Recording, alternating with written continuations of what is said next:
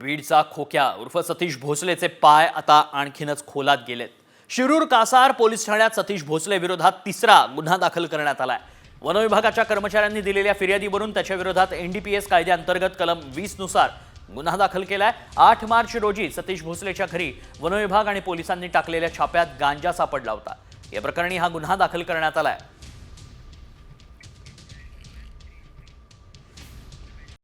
Comscore नुसार आता isakal.com आहे देशातील नंबर 1 ची मराठी न्यूज वेबसाईट। प्रत्येक अपडेटसाठी isakal.com ला नक्की भेट द्या। बीडचा खोक्या उर्फ सतीश भोसलेचे पाय आता आणखीनच खोलात गेलेत। शिरूर कासार पोलीस ठाण्यात सतीश भोसले विरोधात तिसरा गुन्हा दाखल करण्यात आलाय।